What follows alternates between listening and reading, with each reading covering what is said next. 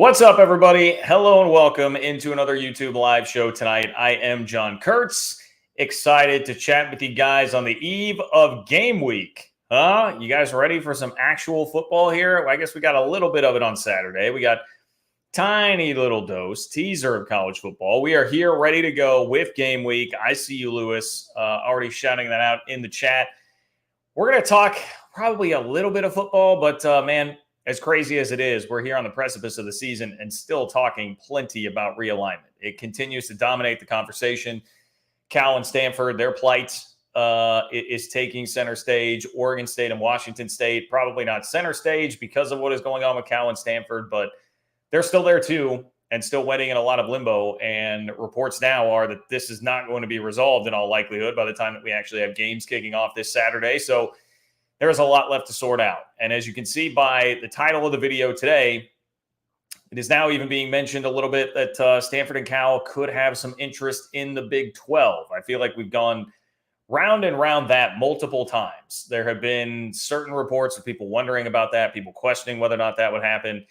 And eventually we're back here yet again. Now, it feels to me like a likely leverage play to put this report out. It was the San Francisco Chronicle that reported this. It has since been shot down by Brett McMurphy and Dennis Dodd. So what we have are conflicting reports about Stanford and Cal and any interest in the Big 12. But we'll dive into all of it here on the show tonight and sort through it, parse through what exactly this might be, and if there is actually any likelihood of that happening. Which, frankly, I'm not really a huge fan of it. You guys know I do not care about Stanford and Cal and the situation that they're in at all. So I'm just not really about that life here at this point. But we'll give you all the reporting on that. There's a ton of reporting going on what is happening with Stanford and Cal in the ACC as of right now. And it is seeming more and more likely that is what is going to happen, that Stanford and Cal would actually make it into the ACC. I assume that SMU is a part of that too, although some of it's been so much more focused on Stanford and Cal, what I've been reading here lately, that the ACC may actually go forward with expansion. I am left wondering a bit about SMU as well. But they are certainly a part of the conversation because of the fact that they're willing to go 7 years without taking any TV money in there. So all the latest reporting on Stanford and Cal, it's been Wilner, Dodd, Dellinger, everybody saying that right now the momentum seems to be moving toward that actually happening, but it wouldn't happen until the middle of the week. And we also have some financial details that I was not able to get to on the last live show of how much the ACC could be making here if they were to go down the Cal, Stanford, and or SMU road. Finally, for Oregon State and Washington State, you talk about like messy. It is, there are so many scenarios to unpack. Like John Wilner did an entire mailbag. He did two mailbags, basically one on Cal Stanford and one on Oregon State and Washington State, and unpacking like what's happening with Oregon State and Washington State's not only conference affiliation, where they're going to end up, whether it's going to be with Stanford and Cal, which looks less and less likely. Then if it's not going to be that, do you rebuild the Pac-12? Do you maintain the assets? Do you get the money that would be left over from that conference? There's all of that to sort out. On top of then they're being courted by both the Mountain West and the American Athletic Conference, who either have made presentations already or will be making presentations this week. So there's just a ton for Oregon State and Washington State to go through, and they don't even know what specifically is happening with Stanford and Cal as of right now, and they're heading into game week. So nothing figured out for 2024, man. That is going to be a lot on the plates of the athletic departments there to try and get all that figured out. You know, beyond that, there are some other things. Kyle Whittingham had, I thought, a pretty lame quote about the Holy War and just kind of the Big 12, the conference in general. I didn't love that. Arizona State has self-imposed now a bowl ban right on the eve of the season, which is pretty freaking lame. And the fact that it's Ray Anderson doing that when he's the guy that hired Herm Edwards, who got them in the position to have this bowl ban, when that was a ludicrous hire in the first place, and he's the guy that's still around and keeping his job throughout all this, just further underscores the leadership problem at Arizona State. But on top of that, we do have games this week. So if you guys want to talk about that, make sure and hit me up. You guys know how to get to me with the questions if you have been here before. But if you have not, I will remind you, this is how it works. We're over 200 people in the chat already tonight. So I will not be able to monitor everything that's happening there. If you want to get your question or comment on the show, control some of the content, make your voice heard, and support the work that I'm doing to bring you this Big 12 conference realignment, college football, college hoops content on a weekly basis. You can attach a donation to your chat by making it a super chat. You click the $ below the chat box, and it will attach your donation to the chat, pin it for me, puts it in a separate column now with the beauty of the folks at StreamYard, and that will ensure that you make it on the show here tonight. So that is how you can support the channel and make sure that you get on here. If you want to talk about the games, you want to talk about what's going on the field, you are certainly welcome to do that as well. Also, if you could just like the video, everybody in here, that would be much appreciated. Totally free. Easy way to support the channel. Just give me one click. That's all I need from you. One single little measly click. Liking the video will help me a lot. Leave a comment in the comment section of the video before, during, or after as well, whether you love me, hate me, agree, disagree. All of that stuff really helps. So that would be much appreciated as well. And if you are not watching this live and you want to support the channel, there is a way to do that too. It is John-Kurtz-4 on Venmo if you want to support the channel that way as well. So plenty of ways to do that. And with that, I think we are off and running here tonight. Ladies and gentlemen, thank you for being here. Appreciate you all. And we'll start out this conversation with a little bit of Stanford talk from Will. Thank you, Will. Appreciate you being here. And thank you for your support of the channel as always. Will says, Stanford and the Truck Stop Conference, such a great culture fit. I just can't believe these reports about them going to the Big 12. Got to be leverage. Yeah, Will, I think you hit the nail on the head there. Let me read you the report from the San Francisco Chronicle. As talks with the ACC persist, Cal and Stanford have begun exploring the possibility of joining the Big 12, a source familiar with the negotiations told the Chronicle. Though the Bay Area schools remain committed to securing invites from the ACC, they want to make sure they can still land at a Power 5 conference if the ACC doesn't work out. Talks with the ACC have ramped up in recent days, with negotiations centering on how the league's annual additional revenue from expansion would be distributed. Models reportedly show a financial windfall of roughly $72 million in new yearly revenue for the ACC if Cal, Stanford, and SMU join. Cal and Stanford could take a significantly reduced revenue share from the ACC's media rights deal, around 30% of the $24 million share, while SMU reportedly is willing to take no TV revenue for 7 years. That's the report from the San Francisco Chronicle. The meat of it there was just the first graph, the lead. As talks with the ACC persist, Cal and Stanford have begun exploring the possibility of joining the Big 12. A source familiar with the negotiations told the Chronicle. A couple things there. I mean, one, we're only getting one source there that's referenced. It is coming from, I think the key thing, Will, when we're talking about leverage and paying attention to what this actually is, you got to pay attention to where the report is coming from. And you got to think about what people's motivations would be in these situations. This one's not a very hard one to like parse through and start uncovering and just look at it and say, okay, well, this is coming from San Francisco. It's coming from the Bay Area. It's coming from the major newspaper that is located closest to Cal and Stanford, both of the schools. They right now very desperately want to get into the ACC. John Wilner of the Pac-12 hotline described it as basically down on their knees begging right now to get into the ACC. And you can see that by the reduced revenue shares that they are willing to take. They want this very badly. The ACC has kind of drugged this process out. They're trying very hard to flip one vote that is all that is necessary to actually get them into the conference. Take all that into consideration. It would make sense that Cal and Stanford would want to try and apply some kind of pressure, some kind of leverage toward the ACC. And if we're thinking about the overall scope of things right now, we know that the Big 12 and the ACC are kind of competitors now with the Pac-12 wiped out to be the third best conference, to be the best of the rest conference behind the Big 10 and the SEC. So if the ACC is worried about that and the ACC is thinking about, hey, we need some extra teams to kind of be able to backfill here in case Florida State is going to go crazy and go rogue, and maybe someone else leaves with them if they're going to challenge the grant of rights, we need to make sure that we have our what's covered here. And that is a piece of what adding Stanford, Cal, and SMU would be. Stanford and Cal understand that and say, like, look, ACC, if you don't get this done, we'll just go to the Big 12. We'll give them some more extra padding, take away your landing spot, your parachute there. And all of a sudden now you're in a more vulnerable spot if Florida State is to start the exodus of people leaving. And we're just trying to put some pressure on you by utilizing the Big 12. Now, I'm not sure how effective that actually was ever going to be because, I mean, my reaction was the same as yours, Will, and I think most people's was. Like, this Stanford is not going to come to the Big 12, Cal too, but I mean, Cal is not in a position to be as choosy as Stanford is. Neither of them are ever coming. Like, that just seems like such a ridiculous notion. I still believe like Stanford would rather go independent before they would actually do that. So I don't know how effective that leak actually was. And then not only piecing together that it's coming from San Francisco, there's only one source, but then throwing it with all that info and that context that I gave to you, I think really outlines and underscores why it is that this is likely leverage. The other thing I would throw into is the denials that we got. Not just the fact that we had denials, but once again, where are these things coming from? Okay, so the first that we saw and the most emphatic was from Brett McMurphy, who has been a guy that, well, I think is a very good reporter on all sides of the aisle. When I say like conferences, all sides of the conference aisle, he is a guy that has been pretty in touch with what is happening on the Big 12 side of things. And at times it has looked like, hey, seems like the Big 12 maybe giving some things to Brett McMurphy there. And he has been a little bit on that side of things. So he tweets this: despite various reports to the contrary, the Big 12 has not had conversations with any of the Pac-4 schools and has no intention in engaging with those schools, multiple Big 12 sources told Action Network HQ.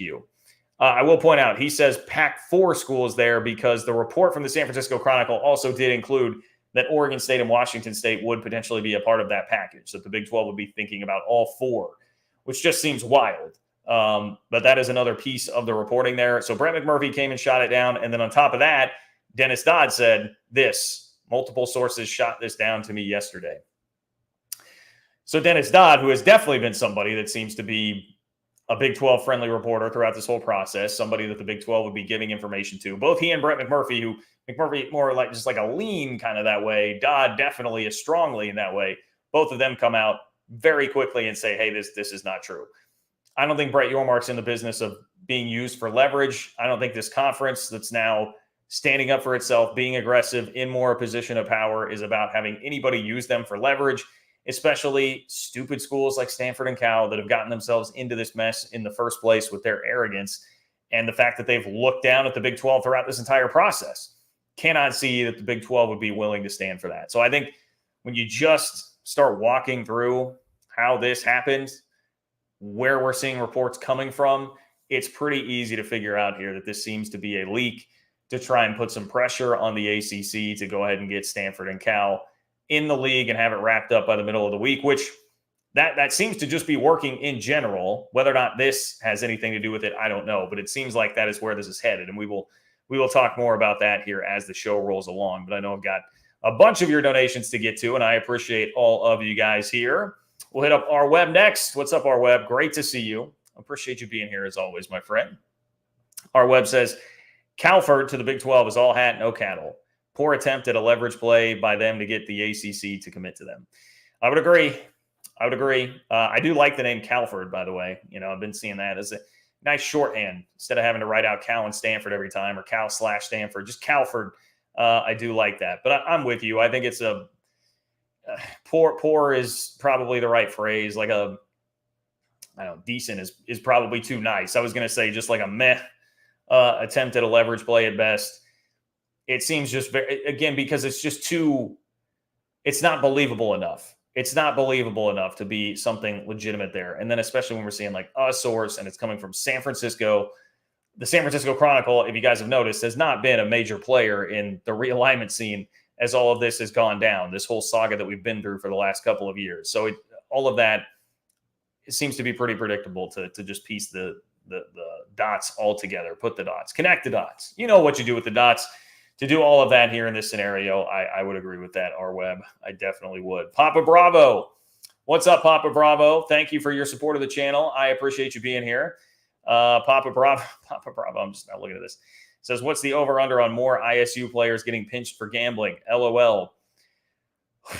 Boy, I don't know. Hopefully zero. Hopefully zero now that everybody's been wiped out in this first wave. I would think you're not going to have anybody on the team this year going through that, but you never know. They are college kids. College kids can make bad decisions at times, especially throughout the course of an entire year. I will say, shout out to Cyclone Larry on Twitter, who you definitely all should be following if you're a Big 12 fan. Very entertaining Twitter follow. I did see him just go through with a very detailed, outlined point by point, like, hey, this is why it really doesn't matter all that much. And I will say it was kind of compelling. His point was just like, none of these players are superstars or guys that they couldn't live without. Hunter Deckers, Deckers we could debate. I think Deckers had a lot of potential, but what was actually being put out there on the field last year was not very good. I mean, at the end of the day, it just was not very good. Jaleel Brock, the running back, was the leading rusher. Didn't do a lot against Big 12 teams. Was hurt and beat up. Deshaun Hanukkah didn't do much at tight end. So he just kind of went point by point. Was like, these guys are not superstars. I would still argue the cumulative effect of losing all of those guys and guys that could have continued to develop this year in what is supposed to be a developmental program. I mean, that's the way that you win at Iowa State, K-State, Oklahoma State, places like that. You've got to develop players. That should be your bread and butter, and I don't think you can just discount that and say that they would not have developed and become better in the system. But it is not like they are losing total superstars here. Anyway, that was a lot on the Iowa State gambling situation when Papa Bevo was just trying to get in a little joke, a little jab at the Cyclones. I'm going to say put the over-under at 0.5, right? Because I would think at this point, unless I am missing something about the investigation and like where they're at with this, if there is like another wave from guys last year, if that's over, I think you got to put it at 0.5 and just say Iowa State should absolutely not have anybody else. And if they do, they've got some real problems with that culture, which already is not looking great. When that was, we heard a lot about 5-star culture a couple of years ago. Browns and Beers, what's going on, Browns and Beers? Thank you for being here. Always love to see you and appreciate your support of the channel. Browns and Beers says, going to the game at Penn State this upcoming weekend. Go Ears. Not expecting much, maybe for the best. Not a fan of any more pack additions. Would unironically rather throw Wazoo and Oregon State the raft, is in the life raft. Well, first of all, kudos to you, man. What a cool trip to get to go to Penn State to watch your team play. That is cool. I mean, much as I will kind of crap on the Big Ten, or rather, both, but Penn State, a little bit here on this channel, I just think they're overinflated on the bottom feeders of Big Ten scheduling every single year, and then generally lose the big games and will just kind of 9-3 their way into a Rose Bowl. That's my perception of Penn State as a program, but it's still a storied, hallowed ground place in college football. So I think that is an awesome trip to be able to go make. And as far as the second half of what you're saying, would unironically rather throw Wazoo and Oregon State the raft? I mean, I would 1,000% rather throw them a life raft, just from a pure, like, I would rather see them survive standpoint. They deserve it more. They are the ones getting screwed in all of this, not Stanford and Cal. It was just like John Wilner, I just read in one of his latest mailbags that he was saying, yeah, look, like Stanford will just cover it with all the money they have. They'll be okay. And even Cal is going to get the UCLA tax. Remember all of that hullabaloo when that was going on. UCLA is going to have to pay between $2 and $10 million a year to Cal to basically subsidize them, since Cal got left behind when UCLA went to the Big Ten. So they'll have a little bit of extra supplemental income as well coming their way. Man, who cares about them? I care about Oregon State and Washington State. I for that purpose, I would rather do it. Now, do I think it does anything really for the Big 12? Unfortunately, I don't. But I would still very much rather help them out because they are places that were not really the problem in the Pac-12 that led to this, and they have much better fan support, just passionate fan bases that care and are much more efficient with what they're doing in athletics, just much more the spirit of what college athletics should be than Stanford and Cal, which again is a part of the madness, how maddening it is to me that everybody is just falling over themselves to say, oh, we have to help Stanford and Cal. This is a travesty. How can we do this? That is not the spirit of college athletics, man. Stanford and Cal being up in their ivory towers, making terrible decisions via their leadership because they just don't really care about athletics. So anyway, I digress. I won't spend too much time on that. McMuffin, what's up? Thank you, McMuffin, for being here. McMuffin says, no Stanford, gross. No Cal, double gross. I think I get to agree with that. I mean, it's nothing really personal, Cal, but Stanford at least does have a little more name value, a little more brand value, better Olympic sports, I suppose, and you're getting a little more academic prestige. It's kind of just Cal is just sort of like diet Stanford.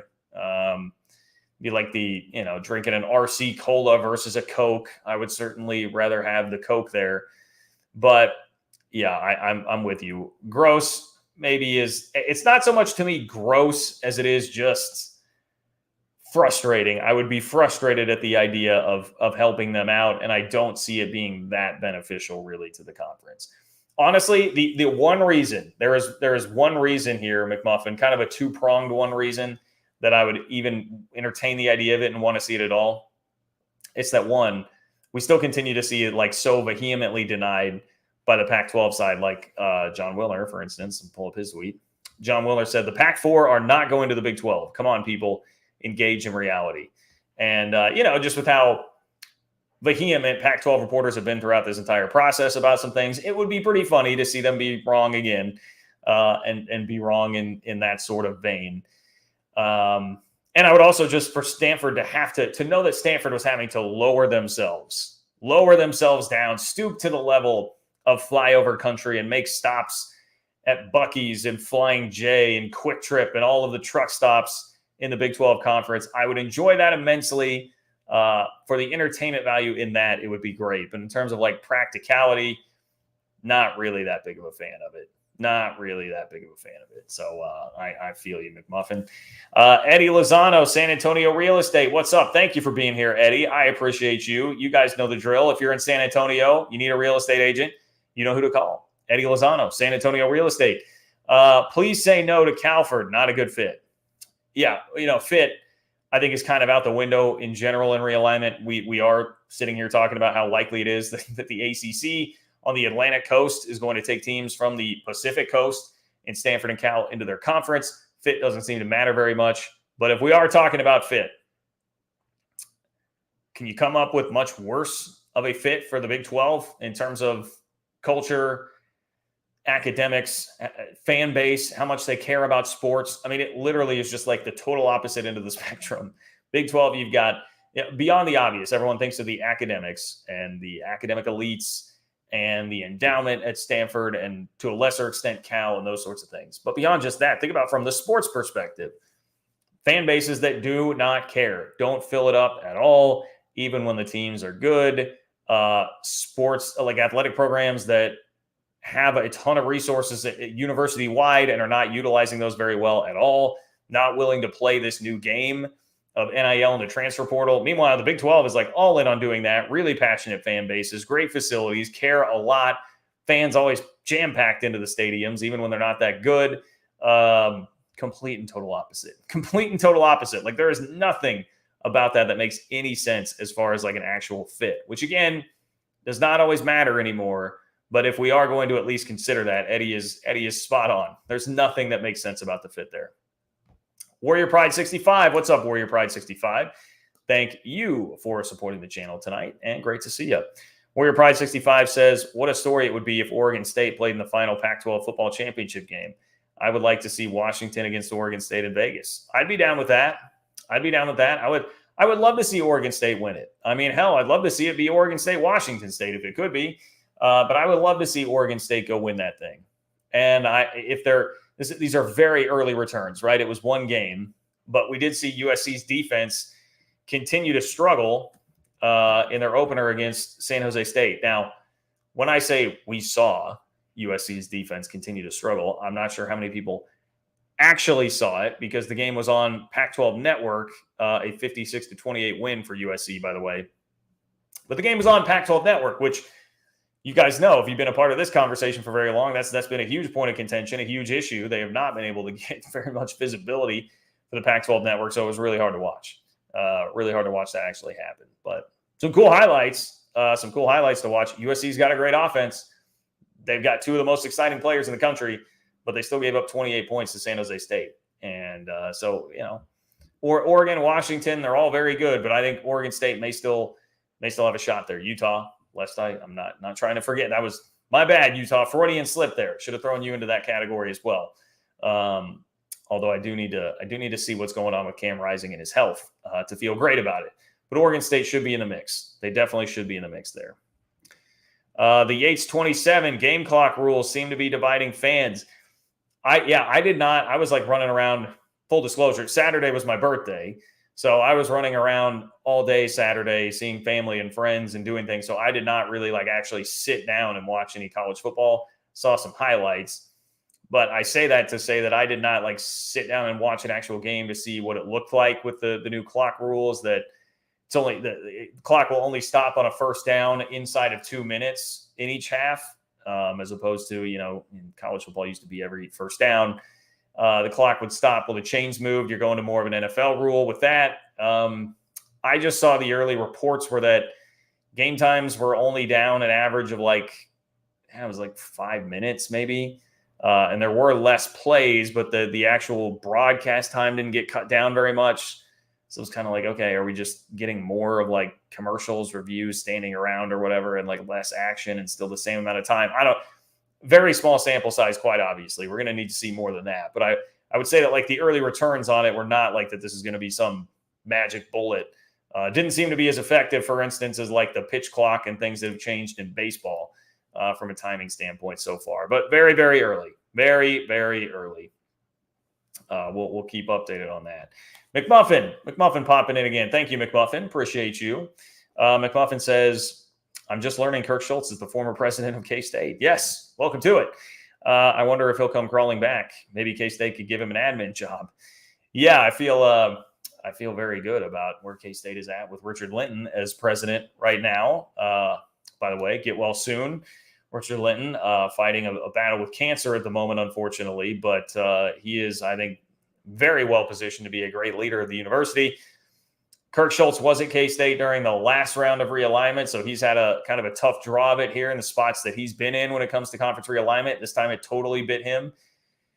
But yeah, look, I was not the biggest fan of him when he was at K-State. A lot of that surrounded some drama with Frank Martin and the basketball program and the athletic director that Kirk Schultz had at K-State. John Curry, who's now at Wake Forest. He was the guy that got run out of Tennessee when he tried to hire Greg Schiano. Did some good things fundraising-wise. Outside of that, it was very, very frustrating in a lot of the ways that he managed things. So I did not always have warm, fuzzy feelings about him, which probably did not make me inclined to love him as a character in this conference realignment process. But it seemed very clear he was the one leaking a lot of things to the Canzanos of the world and trying to posture and maintain that the conference was still in a good place. And at the end of the day, I know this is almost kind of like baiting me into trashing Kirk Schultz. And I'm not a huge fan. But if you've got a guy like Canzano that's just going to parrot whatever you say and put it out there as reports, your interest as the Washington State president is going to be to keep that conference together. You were fighting for that more than basically anybody. So it would behoove you to do it if you can, and this is where, again, a lot of my frustration comes back to Canzano, why he was just rolling with all that stuff all the time. George is really kicking ass this week, all of those sorts of things that likely were coming in large part from Kirk Schultz. But yes, Kirk Schultz was the president at K-State while I was in school. That was while I was in school. So I was up close and personal with it. Up close and personal. Warrior Pride 65 chiming in again. Thank you, Warrior Pride 65. Warrior Pride 65. If Cal, Stanford, and SMU go to the ACC, they should change their name to the Atlantic Continental Conference. Nice ring to it. I guess the nice thing about that is that you could keep ACC because so much of this is about just branding and brand value. I know there was a little bit of discussion at one point in time about the Big 12 and what the Big 12 would do now that you're going to be expanded beyond the number of 12. You just can't leave the brand value of it. I feel like if you do that, it starts to feel all right, what is this new conference? Is this some USFL? What are we doing here? This group of five, you lose some of the brand value and equity built up into that. Even if not all of it has been great for the Big 12, you'd want to keep that around. Even with the Pac-12, we're still discussing here. Most of what is being written about the Pac-12 and the future of Oregon State and Washington State is about they would be in a much better position if they can keep the branding of the Pac-12, keep the assets, all that stuff there in that league. If they were able to pull teams from the Mountain West in, that's one of the scenarios being discussed there, that would probably be best for everybody involved. And a huge part of that is because you'd just be keeping the residual brand value of the Pac-12. So would worry about that a little bit for the ACC there, but nobody's really ever using Atlantic Coast Conference. So I guess if they changed it to Atlantic Continental Conference and it stayed the ACC, it wouldn't be the worst thing in the world. But I don't think that's really probably worth it. And another reason would be Warrior Pride 65 because, from a name standpoint, that would be more sensical. That would make more sense. And conference realignment right now is just stuck in a permanent pattern of anything that makes sense, probably not going to do.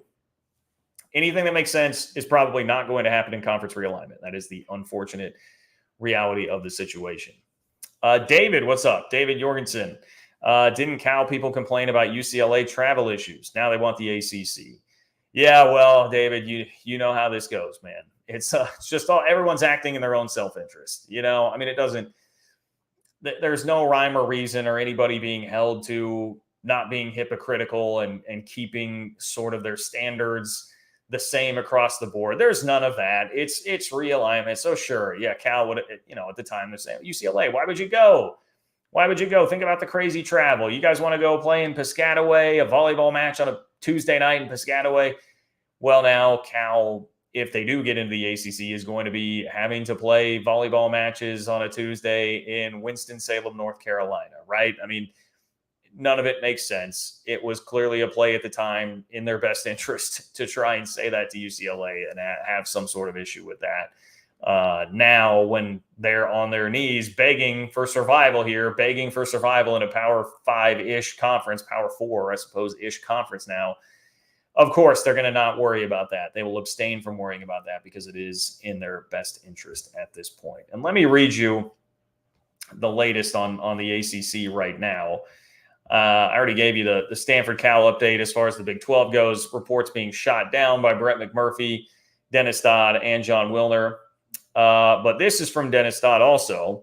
Says, as of Saturday morning, no meeting of ACC presidents had been called. However, one source involved in the process told CBS Sports that ACC expansion is trending very strongly for Cal and Stanford. John Wilner referenced a 70% likelihood. I believe it was Wilner. Referenced a 70% likelihood that the ACC would go ahead and add Stanford and Cal and potentially SMU by the middle of next week. Here's what Ross Dellinger said. He said, believed to be a long shot just days ago, expansion remains a legitimate possibility as new financial models have been socialized with league administrators. The models show a financial boon of roughly $72 million in annual additional revenue for the conference, sources tell Yahoo Sports. There was another quote here. I'll find the Dellinger quote. This is from a league official, an ACC league official, told Ross Dellinger of Yahoo, quote, the league has done a good job of finding a solution. I think this is going to eventually pass.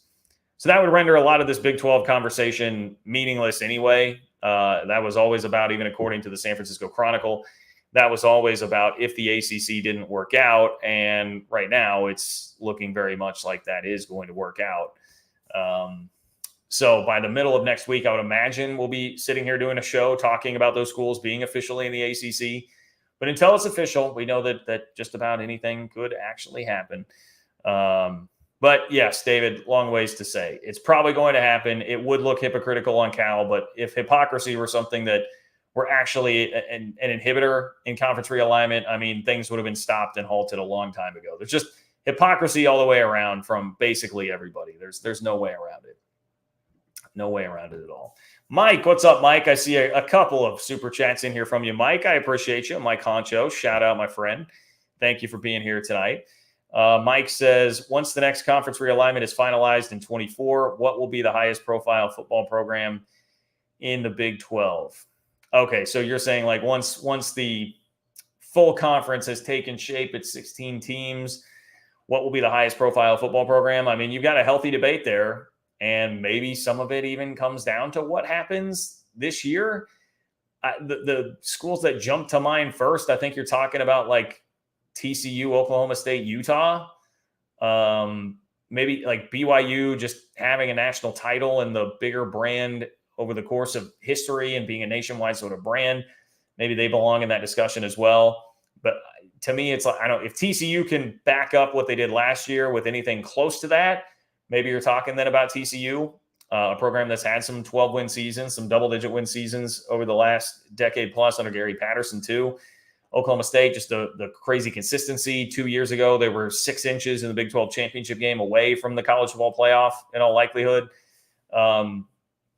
So I think they belong in the discussion because of that. And then, I mean, Utah, we make fun of the losing the Rose Bowl thing, but playing in back-to-back Rose Bowls, winning a couple of Pac-12 championships here recently, they certainly belong in that discussion too.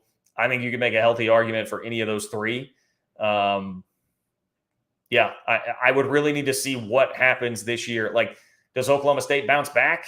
My general feeling has been that Mike Gundy might be slipping a little bit, in part because he seemed resistant to the changes of the game with NIL and the portal. He's such an old school guy that it feels to me like this. Yeah, I just don't think you can really hesitate on much of this. And he's coming around on some of it clearly, but I don't know if that's like a sustainable long-term thing to be a real power player the way that they have been.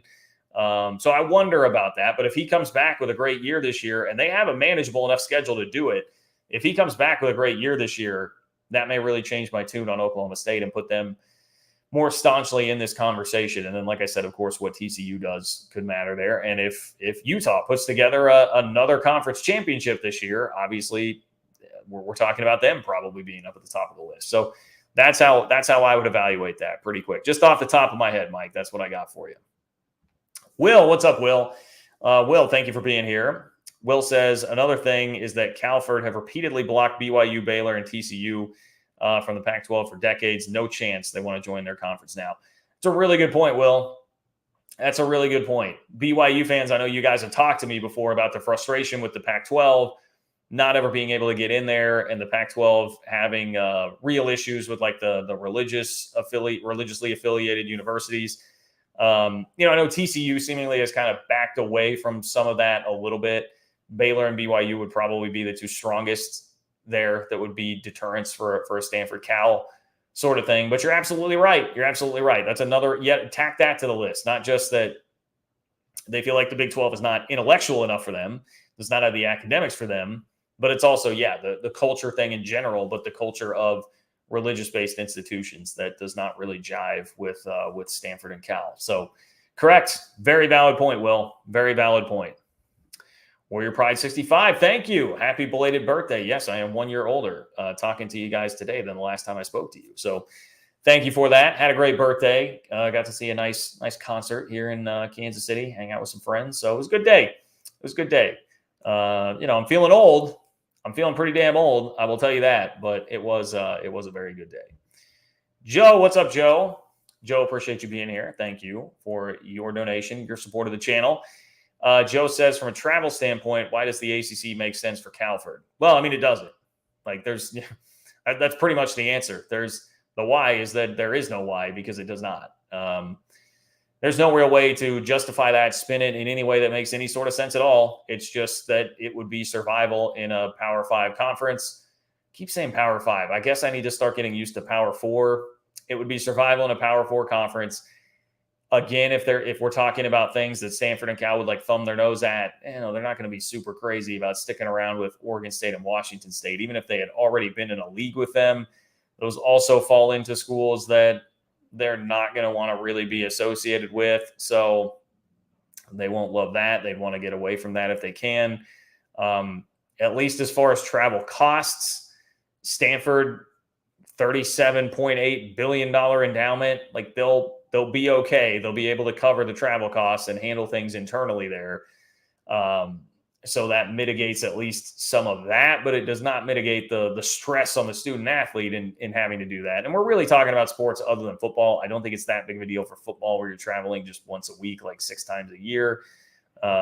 It's the other sports. It makes no sense. I cannot give you any sort of response as to how it would make sense. There's no case for it. Other than it's just better than it's the best of a bunch of bad options for Stanford and Cal, because they've made years and years of bad decisions as it relates to collegiate athletics anyway.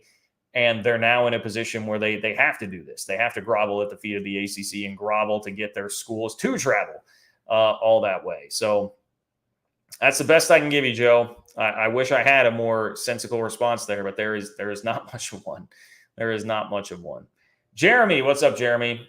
Thank you for being here, Jeremy. Appreciate your support. Jeremy says, sup, Captain Kurtz. Please wax philosophical on the impact of DJ Giddens and Khalid Duke are going to have in reigning on that much predicted Texas parade. Well, I think Khalid Duke is the more important of the two there, and that's no knock on DJ Giddens. We're talking about K-State here, people. Khalid Duke is going to be your featured pass rusher this year after you lost the first-round draft pick on the edge in Felix Anudike-Uzomah, the Big 12 Defensive Player of the Year.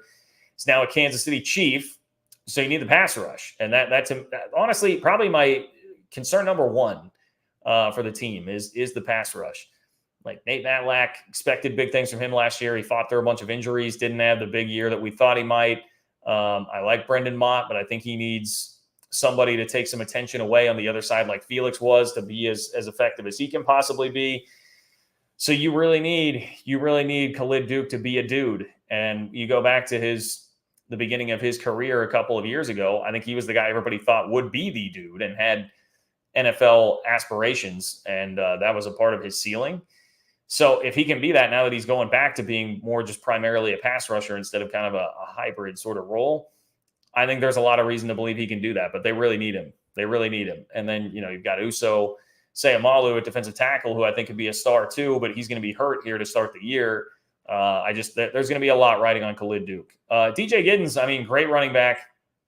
He won't have as much pressure on him because he can pair himself with Trayshawn Ward, who's the Big 12 newcomer of the year. But he'll be kind of the thunder to the Trayshawn Ward lightning.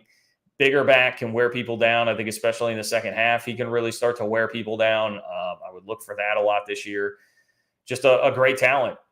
Showed the ability to catch the ball out of the backfield too. So he can really help K-State offense. You're not going to replace Deuce Vaughn, but those guys can kind of mitigate the loss if they're both pretty good from the standpoint of the backfield. So that would be my analysis there for you. Aglist, what's up, Aglist? Thank you for being here, and thank you for your support of the channel. Aglist says, John, no Calford, Wazoo, or Oregon State. I don't know that there's a single person in this chat tonight that has actually wanted any of the three, Calford, Wazoo, Oregon State, or Washington State, any of the four. Nobody seems to want any of the four. That seems to be a pretty consensus opinion, which is another reason why the leak loses effectiveness if it was intended to be a leverage play for like Stanford and Cal. Like even Big 12 country is sitting here being like, no, man, screw you guys. Like we don't need that. So yeah, it's hard to believe that was going to have any sort of real effect. But Aglist has the right idea because he says, let the ACC blow up and let's take Duke, North Carolina, Pitt, and Virginia Tech. 83 days until the Sunflower Showdown. Rock Chalk Jayhawk, Allen. Thank you, Allen. The only thing I would say is North Carolina will be in that scenario. They'll be gone to either the SEC or the Big Ten. One of the two. They're probably the most coveted prize left. Huge state, obviously very good basketball program, solid football. State that they're not in. Those two leagues are not in yet. Lots of reason for North Carolina to be very attractive. Good academics too. So you're not going to get that. But Duke, Pitt, Virginia Tech, all possible. I think you could probably swap Louisville out there for North Carolina, and that's what you'd be looking at most likely as four schools that could be coming over. But you're right. That is definitely the play. The play is absolutely to just wait around for that right now instead of going and adding all four out there on the West Coast. Cat Fan in Huskerland, a.k.a. Daniel Osborne, thank you for being here, my friend. Always great to see you. Always appreciate your support. Happy belated birthday, John. Let the ACC have Calford. K-State football is a week away, and Barbara and I will be in Chicago watching a White Sox game. Go Cats. Well, hey, shout out to you and Barbara. Hope you enjoy your trip. Envious of all the sporting events that you guys get to go throughout the year. And yes, we have Cat football this weekend. We've got everybody in action across the Big 12 this weekend. So really looking forward to that. Really, really looking forward to that. And another Tack Daniel in the no on Calford coming to the Big 12 category. There's another no. Yet another no for Calford and anybody from that group of four coming to the Big 12. So appreciate you, Daniel. Thank you for being here. Thank you for your support. Take care, safe travels. And actually, I think I see Daniel. Daniel threw in another one. Hey, belated birthday gift. Daniel, you're the best, my friend. Belated birthday gift. Thank you, sir. I appreciate it. I promise I won't spend it all in one place. But thank you once again. I appreciate you, my friend. Too kind. You guys are too kind. Zach, what's up, my man? Great to see you, Zach. Thank you for being here. Zach says, officially got tickets for my first Big 12 football game, UC at BYU next month. Hey, how about that? Here's hoping to see a big Bearcats win in Mormon land. Cheers, John. Zach, I love it. That is the trip that I really want to go on. I really want to go see K-State play in Provo. I just got to wait for that game to actually occur on the schedule. But I really want to do it. So I'm jealous of you. I hope you enjoy that. I'm not used to hearing like Cincy at BYU and thinking of that being a conference game, but I've got to start wrapping my head around that and getting used to it. So that's a great call, Zach. look, this is a message I would deliver to people. College football is not in a great place. The sport obviously is not in a great place right now, even if we're feeling better about where the Big 12 is at right now. There's no telling what is going to continue to happen in realignment. There's no telling what is going to continue to happen with just the overall landscape of this, the playoff, all that stuff. What I'm telling you is soak it all in, enjoy it. I feel like we should take it less for granted now. And if you have opportunities to do things like that, to go on awesome road trips, see your team play in cool places, now's the time to capitalize on that and do it, because there is no real guarantee that all of this is going to be around tomorrow or next year or the year after, whatever. You guys get the point, I think, with that. Big 12 fans have now been on the deathbed a couple of times, like very, very close to going the way of the Pac-12. So I think we kind of have a better grasp on that. But everybody should be feeling that. Go take advantage of it. Go see your squad in cool places. This is why I'm kind of speaking to myself here, as I have some people working on me trying to go to Austin this year for the K-State Texas game. I need to probably heed that advice myself and take advantage of things like that. Well, you can right now. And of course, it'd be the last time for K-State to go down to Austin. So I'm with you, Zach. Excited for you. Cheers to you too, my friend, and enjoy the start of the season. Nate, what's going on, Nate? Thank you very much for your donation, sir. I appreciate it. Thank you for being here. Nate says, John, your thoughts on the Big 12 announcing a partnership with Integrity to help the conference with monitoring software and tools that prevent prohibited sports wagering. Look at Brett Yormark doing the NCAA's job as well.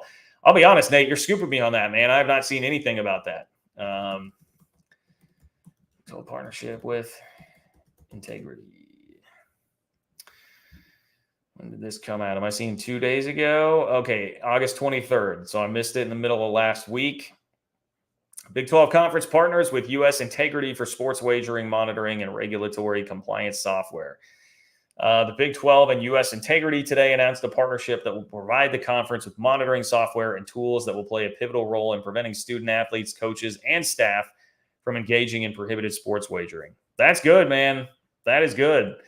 The partnership will also see Big 12 officials and each Big 12 institution provided access to U.S. Integrity's monitoring software and resources.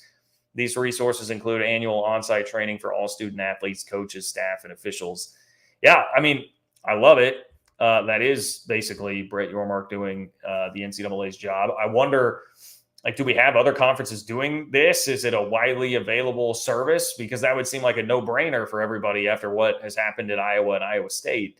That just seems like something everybody should absolutely be doing right now. So love that the Big 12 is, again, out on the forefront of something like that. I understand that it's coming in part as a response to what happened at Iowa State, but you jump on it as fast as you can and try and nip it in the bud while you can.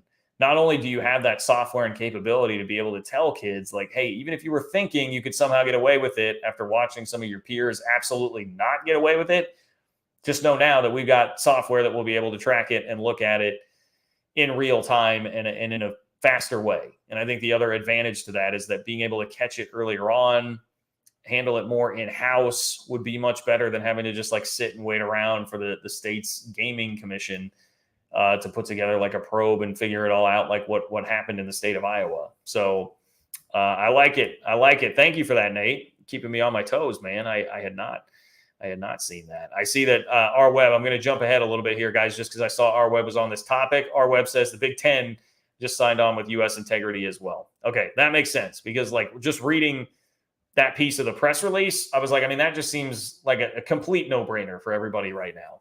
Almost seems like that should be, speaking of the NCAA, can the NCAA not come in and be like, hey, everybody, you're mandated to do this right now. Everybody needs to jump on with Integrity and do this. That seems like something that should probably happen. David, thank you, David, for your support once again. David says, let's not forget the travel ban using tax money by Cal to 23 states, 5 ACC states, 7 Big 12 states, all of the SEC, 3 Big 10 states. Was that a COVID thing? Trying to remember. I vaguely remember that. Cal travel ban. College sports. California's Texas travel ban creates confusion. This is from 2017. The decision to ban California state employee travel could have an effect on Texas's ability to host California teams in NCAA championship events. Okay. So apparently that goes all the way back to even 2017. Yeah, well, look, you will not catch me here saying that there's not plenty of hypocrisy in what is happening with Cal and Stanford right now. And I know you're referencing like, hey, there's a leak here about Cal and Stanford and interest in the Big 12. And how could there possibly be interest when they've had these travel? I mean, going back to 2017, saying you can't go to the state of Texas. Yeah, once again, not a very effective leverage play from Stanford and Cal here with the leak to the San Francisco Chronicle. More pieces. I kind of love how this whole chat and this whole show tonight has kind of been everybody putting together the pieces, like piecing together. You're like, why? Hey, I mean, this doesn't make sense for a myriad of reasons, this being one of those. And I mean, that is why all these things, why like John Wheeler is stepping out and saying like, come on, people, live in reality. This is not something that would ever actually happen. Realignment report. What's up, realignment report? Post-current realignment, what is next in terms of changes? So I think that would obviously be like current realignment. I'm assuming you're tacking onto that. What happens with Stanford Cal? What happens with Oregon State, Washington State? Once we get past that, it's the ACC. I mean, all eyes are on the ACC. Unless Notre Dame is going to budge for some random reason, which I don't think there's any real shot of that happening at all. I mean, I think then you're waiting around for ACC implosion, basically Florida State, I guess, because we're waiting on the ACC right now. You'd be then waiting on Florida State. Florida State has made very public threats. I mean, they've literally had these open, broadcasted public meetings of their board where they're saying like, yeah, we probably need to leave the ACC. So with all that and the posturing from Florida State and a lot of talk there for a minute that they would even try and do it by August 15th of this year and make that move already, it seems like that's where you're waiting next, is to see what Florida State does and then what the fallout of that is. Does that include enough schools coming there to dissolve the conference? Does that include somebody else trying to hop out? Will that mean a legal battle that they win and then everybody else sees, oh, hey, we can actually beat this grant of rights? I think that's your next domino to fall. Oh, Daniel, I already got that one. Thank you again, Daniel, for the belated birthday gift. J-Ball, thank you for your support, J-Ball. I appreciate you, my friend. Thank you for being here. Thank you for your kind support of the channel. Not seeing a message there, J-Ball, so I apologize if I'm missing it. But in my column here, where I'm only seeing the starred chats, not getting anything else there. But I appreciate you, my friend. Cougar Tracks, what's up, Cougar Tracks? Thank you for being here. Cougar Tracks says, do you think Kyle Whittingham was making a cut on the Big 12 with his comments? Quit some arguments about it on some podcasts. Okay, I'm glad you brought this up, Cougar Tracks. I did have this. I didn't love this, seeing the quote, but I do think I need to give just a disclaimer with it. So I just saw this. It was, I think it was the Reddit college football account. I saw quote tweeted it, but I don't remember who originally tweeted this. But it says, Utah coach Kyle Whittingham, when asked about a permanent renewal of the Holy War, responded, quote, well, first of all, you use the word permanently, and I can say it's far from that. I think in 2 to 3, maybe 5 years at the outside, everything is going to change again. And so this may just be a quick couple of years of the game returning, and then everything is blown up again, and people go their separate ways. I would just need to know. I would love to hear that. I would love to hear the entire question that preceded it. I would love to have a little bit more context with that to know how exactly that was responded to. Because when it's just plain, you only see the words that can take things out of context. You don't hear the intonation in someone's voice. Like, there are just a million things that could make that sound worse than it actually is. But my initial reaction to that was like, okay, one, you're kind of like dodging a question that seems set up for you to just give a quote about like, yeah, hey, it's a great rivalry. We're excited to be playing it again. And you don't indulge in any of that. So it gives like shades of like this. Yeah, I mean, look, whatever. We're better than BYU. We're having to come slum it now in their conference, but whatever. We're not exactly thrilled about this, right? I get some of those vibes just from reading it that way. I even get some vibes of like he's saying, well, hey, you know, we keep winning. Maybe it changes. We're going to get that invite to the Big Ten or the SEC. I mean, hell, we know that's how Utah fans were thinking for a long time. So I get it. It could be very innocuous, and like the way that the question was asked and just some of the context would make it be more sensical to just give a take of like, hey, look, realignment's crazy. Stuff is changing very fast right now. Of course, it could change. Like, I understand that's a reality. And I had some Utah fans in my mentions basically saying that, like, what the hell, man? I mean, he's just making a common point. Like, yeah, but he's going out of his way to make that point when the question was clearly about renewing the rivalry.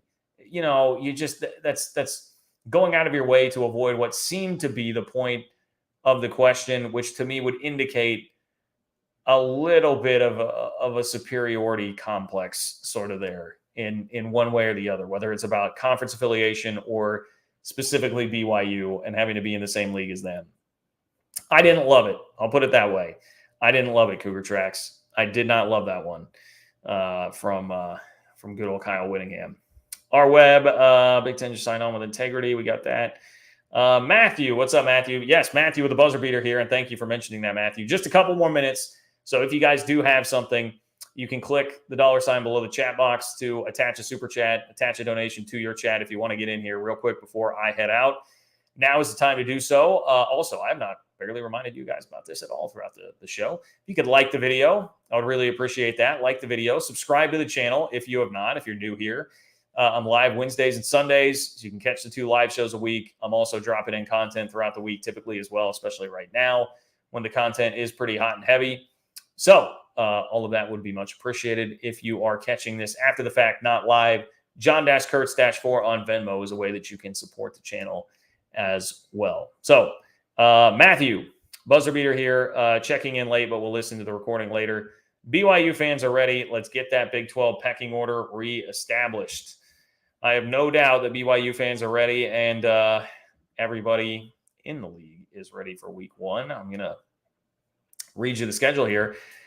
We do get things started on Thursday. You're going to have action in the Big 12 Thursday, Friday, and, of course, Saturday. Thursday, you've got Kent State and UCF. Friday, Missouri State and Kansas. And then Saturday, your schedule starts with Big Noon Saturday on Fox. Colorado and TCU, an unbelievably intriguing game, even if I think that's probably going to be a TCU blowout. Arkansas State is at Oklahoma. Iowa State hosts Northern Iowa, which that has been a pretty tricky game for the Clones in recent memory most of the time. Texas hosts Rice. Cincinnati's got Eastern Kentucky at home. Baylor's at home for Texas State. Houston will take on UTSA. I mean, that's interesting. 6 o'clock on FS1. K-State will host Southeast Missouri State at 6. Central Arkansas is at Oklahoma State. 6:30 on NBC, man. Good old NBC. You're going to get West Virginia and Penn State, 20.5-point favorites.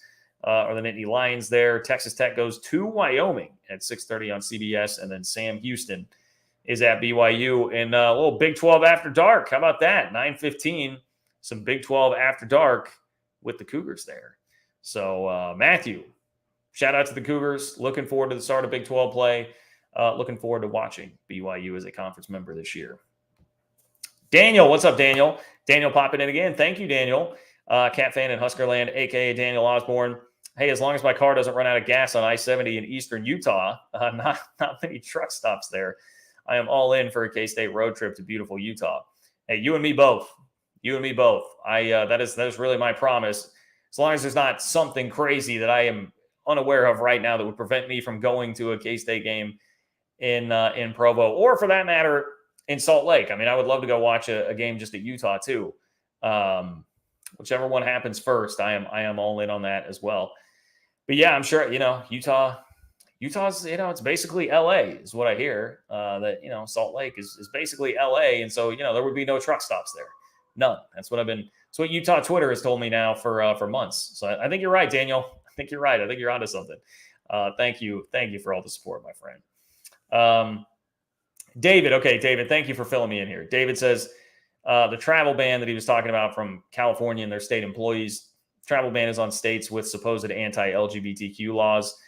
States keep being added as new laws are made by states restricting sports activities by this community. Okay, that makes more sense. I was like, I knew it was something along those lines, and obviously I think it's easy to just divert everything back to COVID, right? So that was what I was thinking. So that makes sense with it going back to the 2017 article that I found there. So yeah, yet another cultural difference you can chalk up there, and then like a more tangible roadblock to Cal being in the actual Big 12. Juan Sex 51. I need you to pop in every single week because I love reading the name. Juan Sex 51. Listen to the whole Kyle Whittingham interview for context. Provo fans just get in their feelings when Kyle says anything.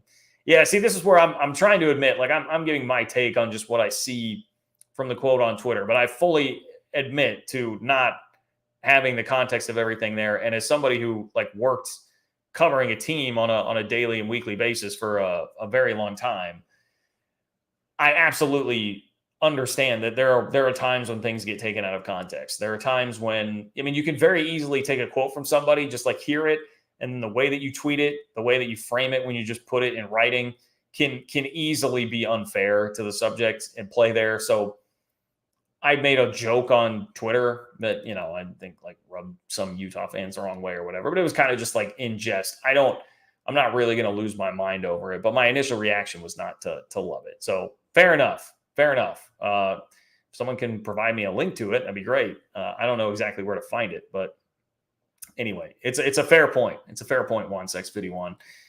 Thank you for hopping on to make it. John, I dare you to wear a BYU hat to a Utah K-State game in Salt Lake City. Well, I've got my BYU shirt. I've got my BYU shirt that was sent to me. So I could do that, but I got to rep the Cats, man. I got to rep the Cats. I see what you're saying. Like BYU hat, K-State shirt. The more I think about it, that actually it's not a bad move. That's not a bad troll move. I'm not a hat guy at all, but maybe we can figure out something. Maybe we can figure out something there. I know. Do they make like some BYU Zubaz pants that I could wear? Can we get me some BYU Zubaz pants? Maybe that'll be the solution there. The K-State top and the BYU Zubaz pants. Fun show tonight, guys. I appreciate all of you. We made it, man. We made it. College football is here. Game week is here. We're going to be watching games. We're going to start talking about actual games. I am ready for it. Of course, I'll keep you up to date on everything happening realignment-wise as well, which it seems like that'll probably be a busy week this week with the ACC in particular. Please like the video on your way out. I would appreciate that. If you do that, leave a comment in the comment section. Whether you love me, hate me, agree, disagree, that helps too. It's John-Kurtz-4 on Venmo. If you did not catch this live and you want a way to support the channel as well, that is another way that you can do that. Please tell your friends. Tell your friends about the channel. Whether it's social media, Facebook, Twitter, Instagram, Threads, whatever it is that you're using, make sure you tell your friends about it. Word of mouth too. Let them know about this channel. Let's continue to grow this awesome community. Appreciate all of you guys who do that. Everybody who donates. Couldn't do it without you. Genuinely do appreciate that. Juan651 says, I'll send you a chat every week if you tell Provo to stop soaking and recruit better than the New Mexicos of college football. Ooh, boy. Okay. Getting a little feisty there, Juan651. But that's spicy buzzer beater. I feel like BYU's recruiting is better than that, but I don't know. I'll have to go look. Look, the good news is, everybody, we can settle this on the field before too long because we will get the Holy War happening, whether Kyle Whittingham wants to say it's permanent or not. We will get that actually happening here. So anyway, all right. Take care, guys. I appreciate you all. Enjoy the rest of your Sunday night. Have a great start to your week, and I will talk to you all soon.